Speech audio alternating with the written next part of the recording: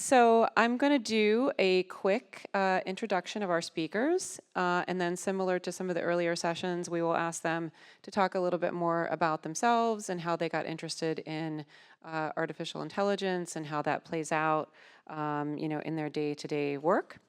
And then we have some questions, and then we will bring you in for some questions as well. Just to my left, we have Dr. Gracian Chimwaza. Many of you heard from him last night if you were at the dinner. But if not, he's the executive and founding director of the Information Training and Outreach Center for Africa, shortened to ITOCA. And he has 25 years of leadership in international development. He himself specializes in strategic planning, information management, capacity development, and project management across information and communications technology for development and knowledge exchange programs in African countries. He holds an MBA in strategic business management and a PhD in information science. He is the past chair of the Research for Life Executive Council and serves on various editorial boards and has been a speaker in numerous international policy meetings on ICT, knowledge sharing, and capacity building. All the way down at the other end, we have Lisa Janicki Hinchliff. Lisa is professor and coordinator for research professional development in the University Library at the University of Illinois at Urbana-Champaign. She's also an affiliate faculty member in the university's School of Information Sciences, Center for Social and Behavioral Science, European Union Center, and Center for Global Studies. I sometimes worry if Lisa has clones out there that we're not sure. We can tell the difference. Her responsibilities encompass training, coaching, and mentoring library employees to achieve success in their research and their scholarship roles. She's taught courses in the iSchool on user education, international information organizations, and policymaking, library service, evaluation and assessment, and academic librarianship. Lisa is past president of the Association of College and Research Libraries in the U.S. She is chair of the ORCID Board of Directors, writes for the Scholarly Kitchen, and is active in numerous other professional organizations and associations. Next up, just to Lisa's right there, is Dr. Mark Ratkovich. Mark currently holds the chair of social data science in the Department of Political Science in the Department of Data Science at the University of Mannheim. So he had the shortest commute to the session today. Prior to Mannheim, he held a faculty position in the Department of Politics at Princeton University and an affiliation with the Center for Statistics and Machine Learning. His research builds on the intersection between machine learning, causal inference, and political methodology. He's focused on developing statistical methods for drawing reliable causal inference from social science and other observational data. His work has appeared in the American Political Science Review, the Journal of American Statistical Association, International Organization, Journal of the Royal Statistical Society, Series B, amongst others. And then in the center, we have Dr. Ann Taylor. Ann is Associate Director, Funding Operations and Governance at Wellcome, based in the UK. Her role there is very wide-ranging. She has responsibility for grant governance, including funding-related policies, the grant application system and information desk, and grants data and reporting. So it's a big job. In her time at Wellcome, she's also played key roles in getting targeted funding for PhD students for transferable skills training, implementing the Investigator Award Scheme, rewriting the Concordat on research integrity, implementing the Wellcome funding platform, developing Wellcome's parental leave provision, and introducing the policy on bullying, harassment, abuse, and harm. She's been at Wellcome since 1998 and in her current role for 16 years. Before Wellcome, she had postdoctoral positions in Nottingham and Leicester in the UK working on bacterial toxins. Anne earned her PhD from the University of Nottingham and her first degree in microbiology from Newcastle University.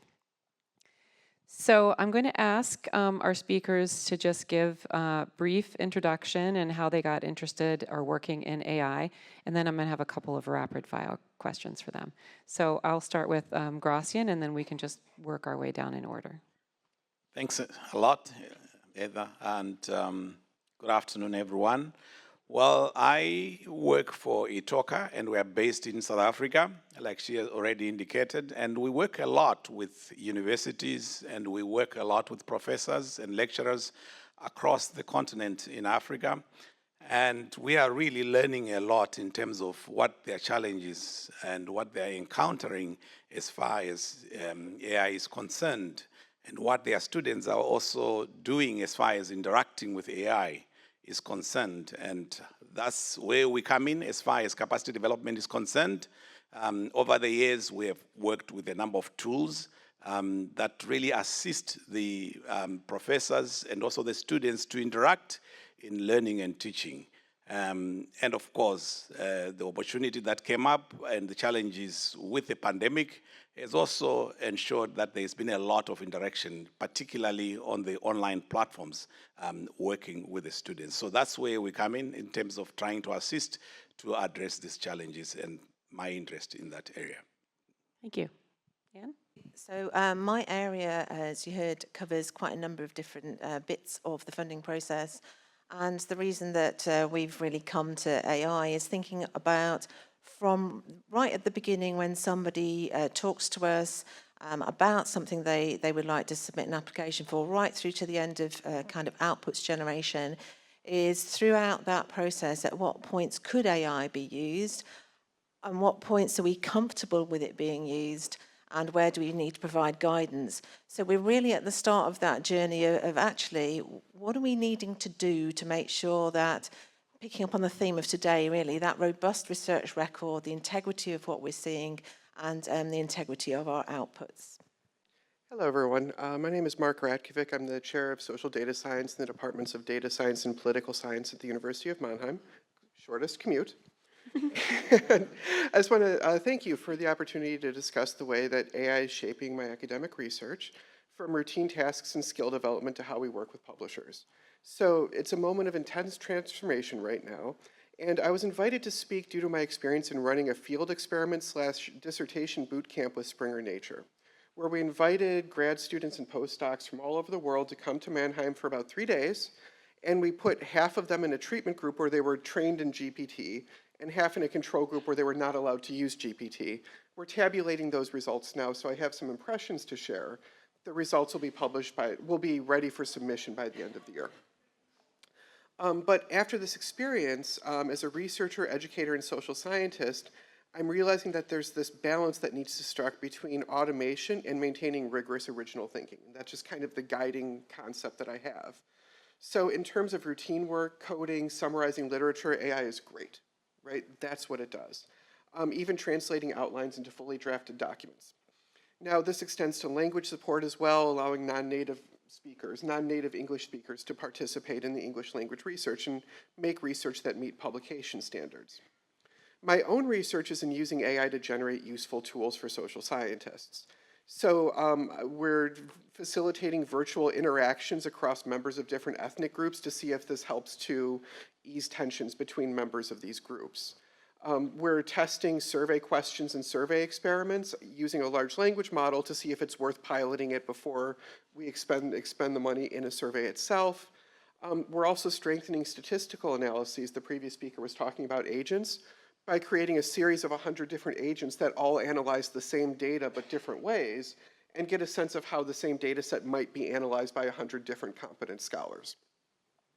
So the impact on skills and training is profound. Skills like coding and content generation have been automated to a huge extent, where skills that were valuable 2 years ago simply aren't as economically valuable. So that creates a room for people to innovate and develop, and I'm trying to help my students find ways to do so. There was an interesting observation from the experiment we ran, where a number of PhD students afterwards were first disappointed to be in the control group because they couldn't use GPT for 3 days. But one of them commented that they were happy because they felt like they had found their brain. And if you've ever left your phone at home, you know what I'm talking about. Okay? And so I'm trying to find ways to strike that balance both in teaching and in research, and how it plays in as a tool and how to let go of it sometimes and when to let go of it. The impact on publishers is equally transformative. Research is just coming more quickly, right? So it means that quality standards need to adapt, and achievements that were groundbreaking just a few years ago are now routine. As it becomes essential to peer review and automated peer review and summaries, this group it's been fascinating hearing from your side how you're adapting to that. And I just want to conclude with a similar moment in history. The introduction of the printing press in Mainz, it's about 40 kilometers from here. The introduction in Europe, it was actually, there were Korean and Chinese versions several hundred years previous. But I'm imagining the 1424 STM conference here in Frankfurt, and how the publishers, printers, scribes, scholars, and monks were coping with this shift in the rapid generation of texts. My point is we've faced these problems before and come out better for it, so I'm imagining, or at least hoping, the same happens here. Thank you. Thank you. So thank you, everyone. Lisa Hinchliffe at the University of Illinois, as was said before.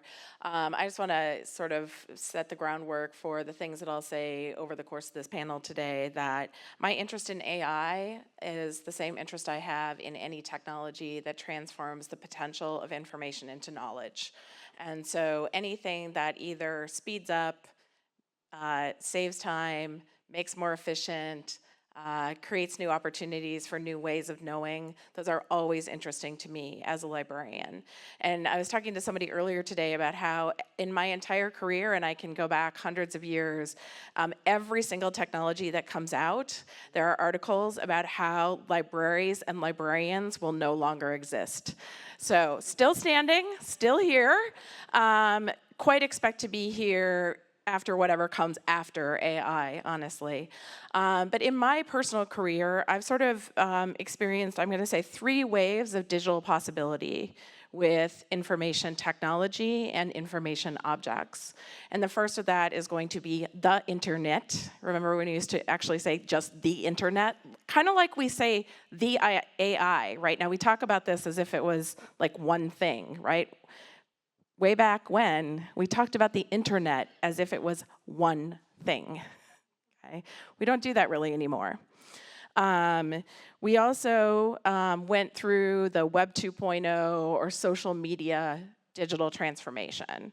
And I feel like I'm experiencing the 3rd wave of this now. I feel like I sat in a room not too long ago where it was all Web 2.0 all day. And before that, it was all internet all day.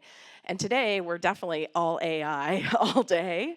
But I think that, you know, what I'm most interested in is we absolutely need to think about today, but I also want us to really think about the potentials of what we're trying to do with AI across the knowledge industries that we work in, and the ways we're trying to transform information, objects in the world, or texts in the world, or bytes in the world, into knowledge, which only exists inside of humans. Great introductions there.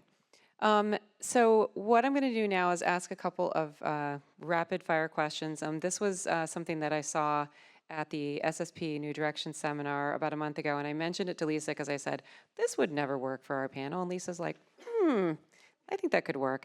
So just to sort of, you know, get some kind of facets down. So I would ask our panelists to just respond with like a 1 or 2, but not 27 word answer to these questions, so you can kind of see, you know, how they're kind of situated on the continuum. So the first question is, do you use AI in your professional work? Grashan? Yes, absolutely. Okay. No. Absolutely. Yes, regularly. Okay, 3 out of 4, there we go. It's not a competition, though. Everything's important. Everybody should answer honestly. The next question, do you think AI should be used in the peer review process? Yes, it should be used. Parts. Transparently. Yes. We need to do like a kind of like a $10,000 pyramid or Pictionary. Somebody make a note of that. Do you think that AI should be listed as the author of a paper? I'm going to start with Lisa's end this time. No. No. No. It should be referenced. Okay, reference, but maybe not as an author. And then, are you optimistic or pessimistic about the role of AI across our ecosystem? Lisa again. Optimist. Optimist. Optimist. Optimist. Wow. Nobody pushing back. I think they will when they're in their comments. And then finally, for the rapid fire round, is the part of the scholarly communication industry you are most immediately embedded in, given that most of you wear multiple hats, integrating and innovating AI quickly enough? Lisa? No. No. No. No, it's going to take some time. Okay, all right. There you have it. So I'm going to start with Mark. And, you know, it's been great that we heard Dr. Bashaya this morning. We heard Chloe Chadwick talk a little bit about researcher questions, but I was very excited to have a researcher perspective represented on the panel, particularly someone from social sciences. Yay, HSS. So, Mark, you work quite closely with researchers, you know, as you've already indicated. And during our planning call, you expressed some concern about early career researchers who are just trained from the get-go in some of these systems and on some of these tools, and that this may be being a little bit of a disservice to them. Can you talk a little bit more about that? Absolutely, and I'm coming at this from as an educator and mentor of graduate students who are going to turn into future PhDs and interact with you directly. I worry about training because these tools, it worked out perfectly for me because by the time I opened up GPT-4, I had a lot of training and just stuff in my brain that was part of my field, and it was reasonably well focused and honed, and I could like assess what was true and what was not. But that came from a pre-GPT period. And the way I like to construct it or think of it, and the way I explain it to students, and this resonates with them, is that this tool interpolates, it doesn't extrapolate. So whatever's in your head, it helps to draw connections, but it doesn't naturally extend beyond what you give it. And the more you have in your head, and the more you're able to construct ideas on your own, the better the output from these tools. And that's the same that happens with any computer program. So there's nothing fundamentally different in that, but I like to draw that out when explaining to students why some of my exams are closed book, no internet, and some aren't, and helping them to work through how to integrate these things into their own training so that they can use these tools to produce excellent research faster. This speeds things up, but I also want to make sure that I want to make sure that it produces excellent research, not lots of okay research. Mm-hmm. Now, when you mentioned during your initial remarks that you thought these tools were useful for taking outlines to fully formed documents, I think a look came over Lisa's face, so I'd like to ask her to comment on this next. Oh, I think that look just came over my face in the sense that I wasn't expecting him to say it from our pre-conversations. I don't think it's surprising at all that these tools can generate full documents. I think if we have played around with them in any depth at all, we know that they can. Do you think that's positive as part of the instruction and training process, that maybe that's an okay use? So I think that it is quite possible to construct an educational activity around that very thing. One that in addition to being a librarian, I also teach in the library school at the University of Illinois, and I'm teaching academic librarianship this year. So, of course, my syllabus has a policy on generative AI, and my institution has made it at the instructor's discretion how you want to deal with this in your class. And so my policy says that you can absolutely use this. You can use it anytime you want. You need to tell me why you decided it was the right thing to do. Because they are facing a world in which they are going to decide when to use AI and not. They're not going to forever be in a classroom where somebody tells them they can do it here and not there. So I'm interested in a reflective process. And so if you think the best choice you could do in writing a report for me for this class is to give ChatGPT an outline and have it generate a text, I would like to see your reasoning. It basically shifts from can you do this work to can you use tools to do this work. I am not asking them to proofread their own texts anymore from get-go. I am asking why you didn't use the spell checker, right? So same things here. If you make choices about the tools that you have available to you, I want to understand why you made this choice, and I'm going to grade you on the defensibleness of your choice. If you say, well, I used it because I knew it would be easy and I wouldn't have to think about it, that's not going to be very impressive to me as your instructor. So I think that's the thing, is a lot of these things, which is not to say there aren't ethical guardrails here, but for what my students would be using it for, they absolutely have freedom to make this decision with disclosure and defense. Yeah. Yeah.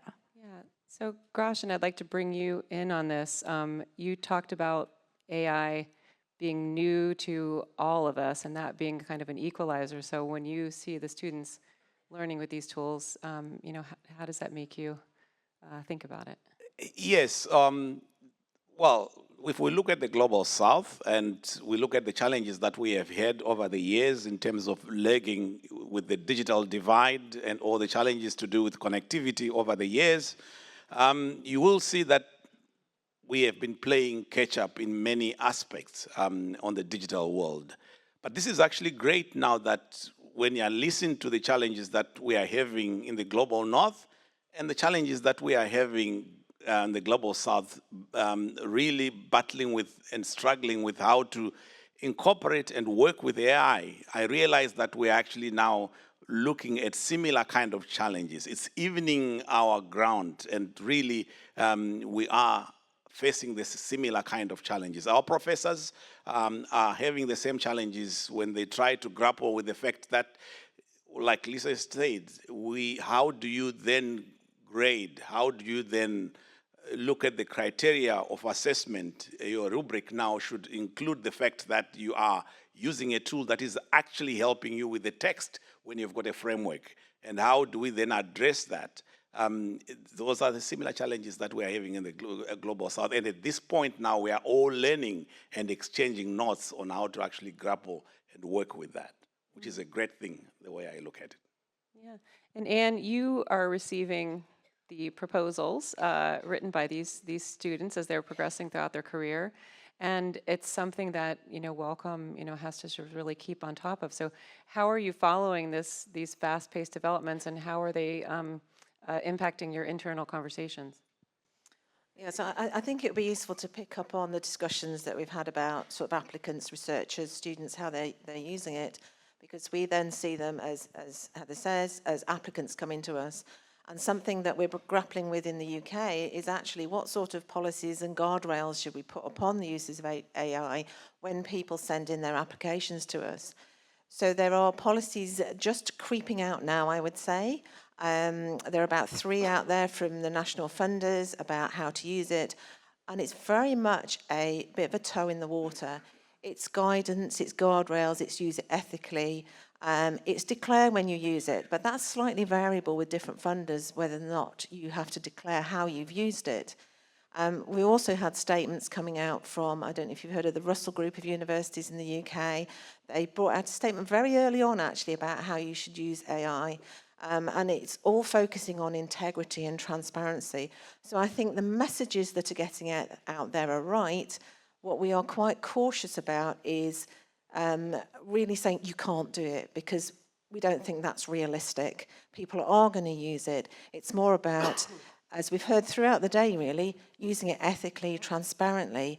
I think an added thing we have to think about is whether or not we mind if the research we're getting to assess has been generated through AI. Do we care about that? And that is really the biggest question that we are trying to tackle at the moment is, what does it matter if it's an idea? If it's a good idea, does it matter where it came from? Or if, as long as you say where you get it from, do we care? I don't think we've actually got to the bottom of that big question as yet. Yeah, I think the LC framework that Dr. Pichai mentioned this morning, could well be something that we think about including, in our own policies. So Lisa, in addition to your teaching, I know you've been, heavily involved in the library rapidly becoming on many campuses the information dissemination point around AI tools. Can you talk about a little bit about the kinds of things that kind of crossed your desk there, and how you guys are talking about those internally? I think I might broaden this a little bit to talk about sort of the library field generally, because if there's anything the University of Illinois at Urbana-Champaign is not indicative of, is all of higher education.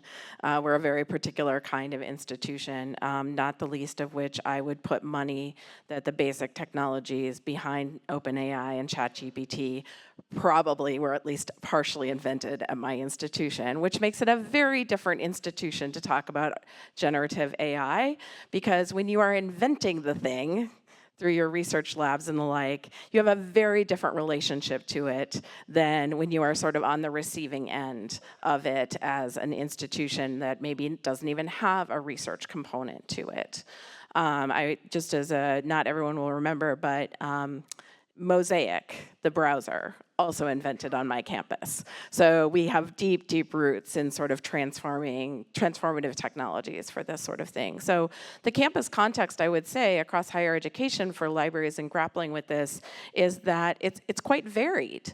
I mentioned that I have complete freedom as a professor to say what my students can and cannot use. I have the freedom to use it myself. And as a good practice, the very first day of class, they took a quiz that was ChatGPT generated with a disclosure statement and how I had used it and why I had used it so that they can see what this looks like. There are many institutions that have forbidden students from using generative AI, and they have forbidden instructors from using generative AI. Now, while I have some thoughts about that, I think that just sort of goes to show that you have this huge continuum in higher education that as you're trying to grapple with this and say, well, then what does this mean for, say, companies that try and sell products to higher education is quite different. So most libraries align with their campus, right? So if the campus has forbidden it, the library is probably not going to start pitching it. But we do see at places that there is at least an openness to it. Libraries, as they have with every technology, have stepped up and said, okay, this is changing the way people do their work. And so we have campus IT partners who are bringing in the technologies. The librarians are often serving as this interface, if you will, between the technology is available, but what do I do with it in the classroom and the like. And it's not for folks like Mark, who's got this area of specialty, but for the rest of the campus. And so we see librarians leading reading groups, training groups, being part of centers of excellence, developing guides, etc. Now, we've also, of course, had to train ourselves in this process, so we've had to be a very quick study on this. And I don't mean to say that there isn't the equal continuum within librarianship, with many people arguing as well that this is a destructive, we should stay as far away from it as possible. So there's a curve on all of this. So I think there's an entrepreneurial spirit around AI at this time. A lot of it hasn't been tamed, although there is attempts to put safeguards around it. I think the thing we're really seeing as well is this question of sort of like what could be done, should it be done, kinds of questions, and grappling with this. So how are we looking at this then when it comes to the market? Is I think part of what you wanted me to address, Heather, here, which is I really can't, we're obviously watching the publishing industry and other educational technology, the other areas in the knowledge industries, and what they're doing with artificial intelligence and the way it's impacting tools, products, practices, et cetera. So I can't help but hearken back to a really, it's quite a few years old now, Joe Esposito wrote a piece in the Scholarly Kitchen in which he tried to untangle whether something is a feature or a product. And that's, I think, one of the ways I'm looking at the marketplace right now. And I see a lot of feature development.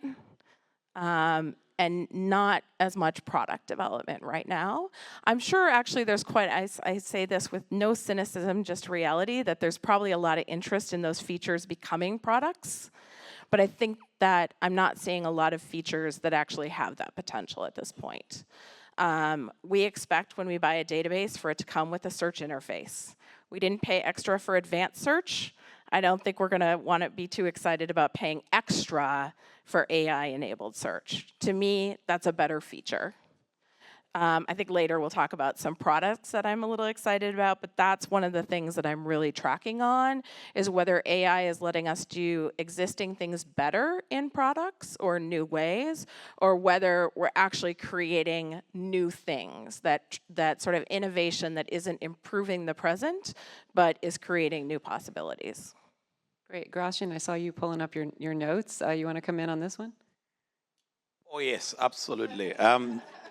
We have seen a lot in terms of the issues of assessment. And these really are issues that are based on the motto that we have had over the years, that you either publish or you perish. And particularly at the faculty level, where promotion and tenure is really hinged on that. And the aspect that is key here is the production of the quantity of papers that you have actually published in the last year. And that's what really props you up going forward. It doesn't really focus on the quality, and that assessment does not really look at the output that says this is the kind of advancement in terms of research that you have done, and it is affected or impacted on the quality of the society in A, B, C way, or it's excellent, or it is really impactful. And that becomes a challenge in terms of how then do you ensure that the investments in the faculty work that has been done and research overall is really improving in terms of research conversations and in terms of addressing the societal issues that we actually have. And this, when we look at Africa in general, as particularly Sub-Saharan Africa, we are looking at the colonial legacy of where the framing of that work has been done over the years.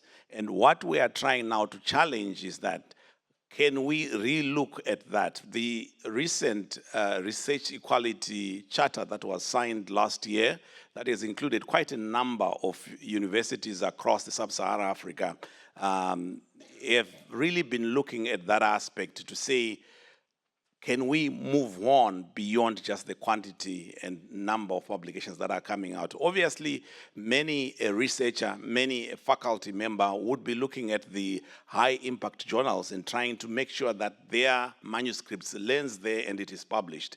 That's where they want to go. That's where everyone wants to go.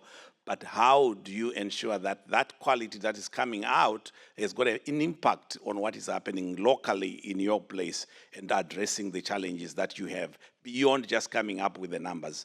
And this is where the push is now, to say, let's look at the quality. And what really excites in terms of in your field and what really is making a change is what really must be the impactful and excellent publications that then should give you the honors and the tenure that you are looking for at the end of the day. And that's where the conversations are going. And like I indicated, I realize this is not just a conversation happening in the Global South, but it is also at the same kind of playing field generally in the Global North, which is great for all of us to exchange notes on this. Yeah, and this has a parallel at Wellcome. It's a little bit out of the area you focus on the day-to-day, but assessing the impact of what Wellcome is funding. Yeah, that's true. We are improving how we assess the impact, and I think we're very much in that sort of mindset that it's not just what you publish. There are all sorts of outputs, all sorts of successes that you get from the research that you've done, but they're actually quite harder to find and quite hard to measure and monitor. I did talk to a couple of people at Wellcome who are AI language engineers or something, and frankly, I didn't understand what they told me because it was full of lots of acronyms that I'd never heard of before. But fundamentally, I think what they were saying to me is that they are trying to look at outputs that are out there and almost work backwards to say, actually, we think that Wellcome's had an impact on this. How did we have an impact on that? Was it a data set that went out there? Was it a publication that went out there? Was it a policy that got into governmental practice? So they're experimenting with different sources of outputs of information to see if they can work back and then say, actually, we know we had an impact there. Because we know that with any sort of research, it's not a one thing happened. There's hundreds of things that lead up to it. So they are doing quite a lot of experimental work in just how we can get to better measure outputs in a very, very broadest sense. Great, and I'm going to ask Mark to come in on it, but then I want to open it up to the audience. So if you have a question, and I realize we may have the only extra mic up here, but if you have a question, we will somehow materialize a mic for you. And either Joris or Roy or someone in the front will bring it to you. So if you have a question, put your hand up. And Mark, I'll ask you to comment on that. I think you had some follow-on to Lisa. So when it comes, just to pick out a particular point, when it comes to assessing colleagues for promotion decisions, just to focus on, not in generalities, but in one thing, and also grant applications, they're related. But I'm going to focus on the promotion decisions. I start with one question, which is, after reading this body of work, do I understand something differently than before I started, and do I believe it? And how that comes across is up to the person who does it. Mm-hmm. The seals of approval that come from top publications certainly help.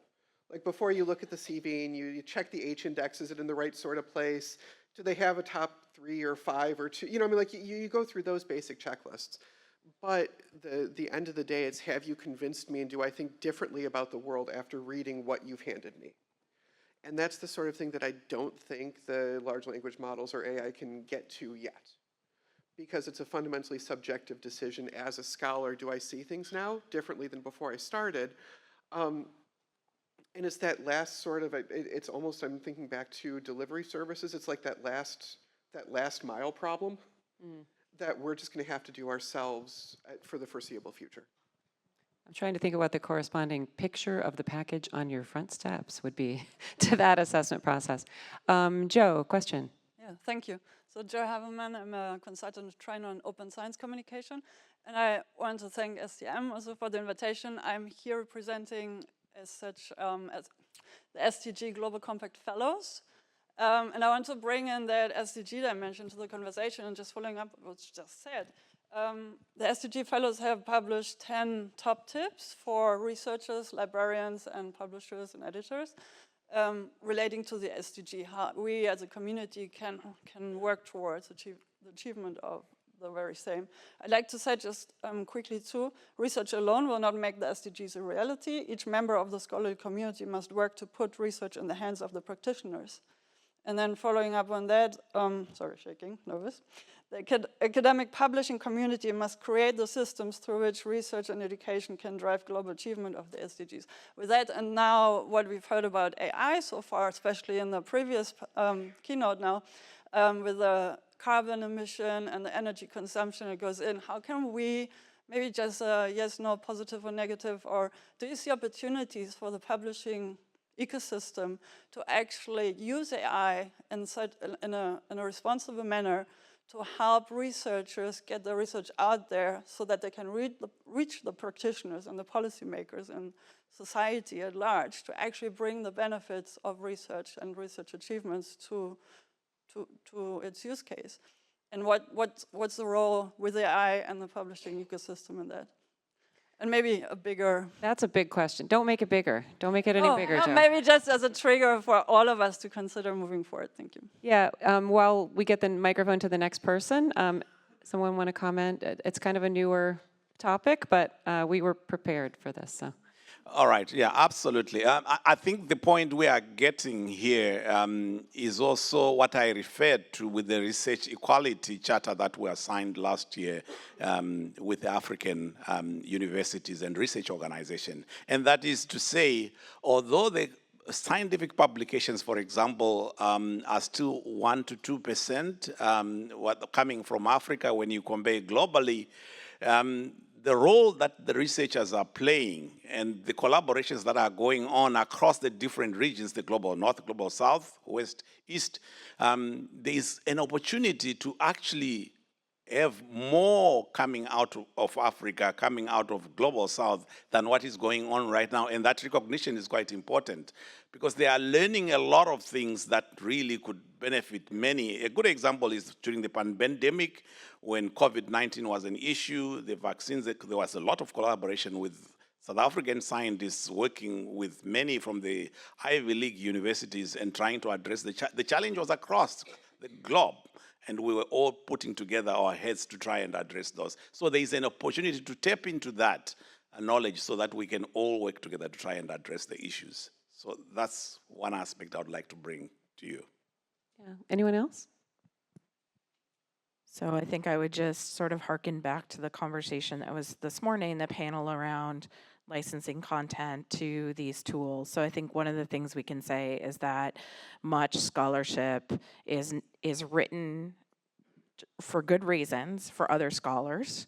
And I think it's exciting to think about the idea that if this great scholarship was training large language models and being part of what happens if we think about these generative AIs as essentially a conversation opportunity for the common person with scientific knowledge, then it seems to me that the generative AI interface is potentially a great way of sort of extracting out knowledge from a set of literature that is not designed as policy briefing, right?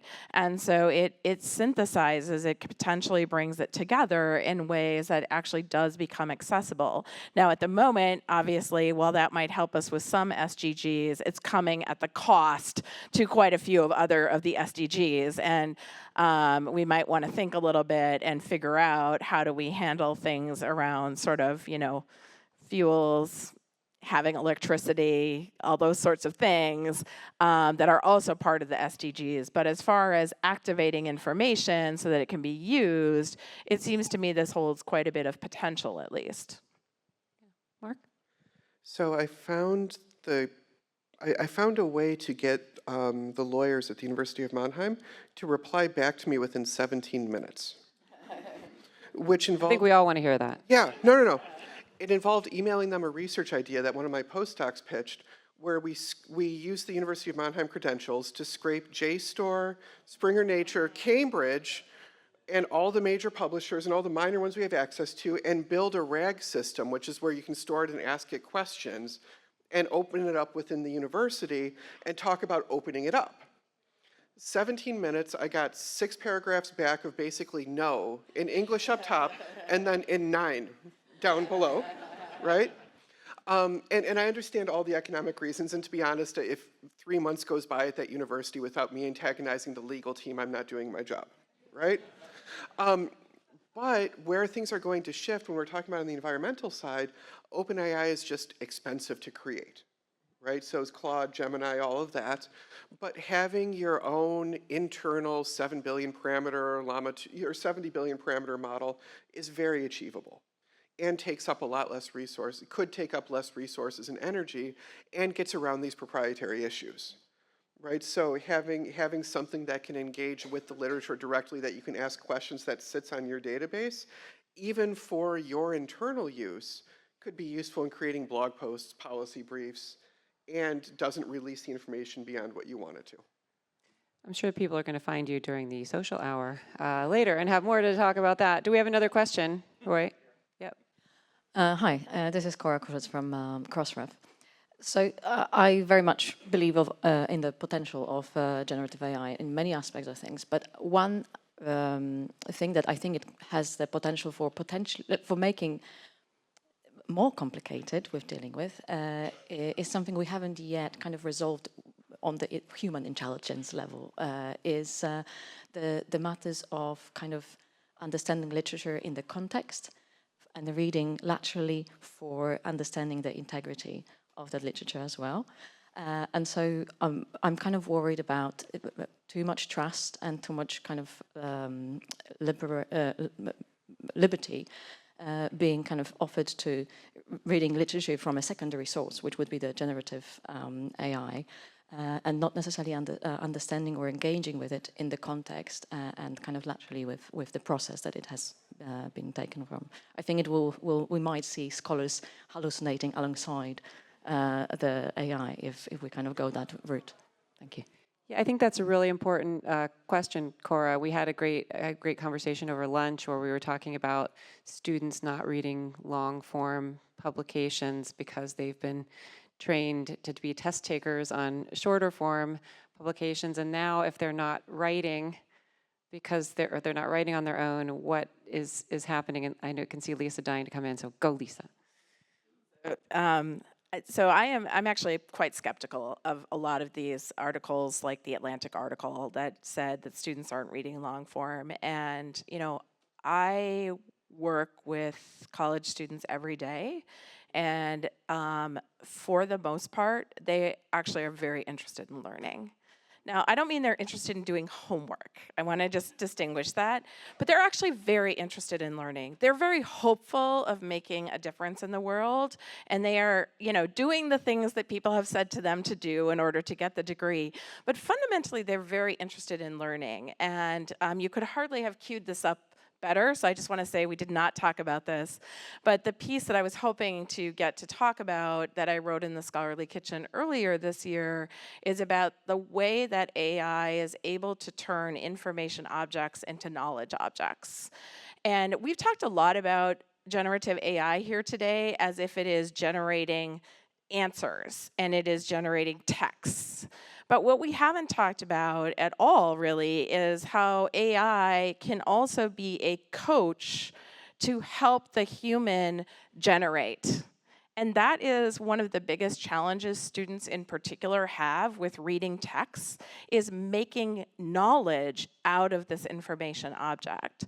And so in the piece, I looked at 3 tools that are currently available in the market. Features, 1 tool, 1 product, 2 features, I would say. Papers AI from Dimensions, and the way you can chat with a paper. Or chat with, in my case, a 700-page PDF book and find what I wanted out of that. JSTOR AI, which has this amazing coaching, looking at how you can better interrogate a journal article and understand the context of that article. That's actually the product that the students in my academic librarianship class are going to be taking a deep dive in and making a recommendation for a university they've been studying to decide should they turn it on for their campus. And then the other one I looked at that I think is really points to the true potential here, which is a product that is owned by Clarivate called Alethea, which is a teacher-driven interface to generate questions that the AI then engages the student with so that they can learn from the object that they're looking at. And to me, this is the issue, right? All of education, all of scholarship, when we're reading, we're trying to turn information into knowledge. That's the question you're asking. Did I actually gain knowledge when I read all of this? I think AI as coach is like what I have been looking for in educational technology from the first time I wrote a grant in 1998 and tried to think about whether we could use Q&A hypertext kind of things to do this. Learn from colleagues like Anne that not all grants get funded, but this is what I have wanted, something that helps people turn information into knowledge, and the AI as coach seems to me to be the best application of AI that we could be looking for, and that is a product. Great, and I see Dr. Atanasio in the front nodding away, so I think he's going to find you during the break. We're coming up on time, but I want to give our other 3 panelists the opportunity to weigh in on that. Let's start with Grosjean. Yes, so I want to just look at the other aspect. With a lot of evidence synthesis work going on, we're involved in quite a number of reviews that we're doing on systematic reviews and all that. The acceleration of the process is quite key with the learning machines that we have now included in that. If you look at the methodology of systematic reviews, where everything is obviously systematic, but when you actually get to the selection of the papers that you are going to include in your study, be it doing the title and abstract selection, you can speed up all that, obviously, with the machine learning and LLM prompts that you're actually using to find the right kind of papers. And all that can be automated, and you want to make sure that you are not, this is repetitive, and you have taught the system to learn the kind of text that you are looking for and the correlations between those kind of texts. And that's what you are using to actually identify those those kind of papers. You also can move on to the stage where you are doing the data extraction, and you also, again, the system is learning, and it's something that is very repetitive, and it will learn on that with the prompts that you have given it, and it will be able to speed up that kind of a process. So these are all areas that you can actually leverage and use AI to help you on that. Obviously, the search strategy itself can choose whether you are looking at the reviews of reviews that you're actually including in the papers, or you are only looking at the original studies that are only in there. So all those aspects can really be automated, and that intervention doesn't take away completely the human intervention, because you can control that. Great. Anne? Yeah, I mean, the things that were going through my head were perhaps slightly at the edge of this discussion, but when we get grant applications coming in, we're looking at whether or not the person submitting that can actually do the work. And when you get something that's completely written by somebody else, that's fine if the person there can do the work. And we're trying to work out how we say, actually, it's okay to submit this idea. We know that most PIs write their grant with lots of other people, so we know that the person there is sometimes the person leading it. But have they got what we think they need to do that work? And historically, we've relied on what's termed track record, which we've moved away from, or tried to move away from. Say, actually, we want to know if this person here can do it. We don't care. You know, if they've got 10 years of history, fantastic. But if you're an early career researcher, you've got nothing there as yet to say, yes, I can do this. So we are grappling with those early people who don't necessarily have something that they can say, look at everything I've done. Somehow we've got to prove, or get them to prove to us, I can do this work. Where that grant application came from is a bit of a difficult one, because if it's entirely generated and they've got no background in doing it, we've got nothing to go on, we have got some problems in working out whether or not that person can do what they said they're going to do, and whether or not we want to give them however much money, be it 500,000, 2 million, however much money.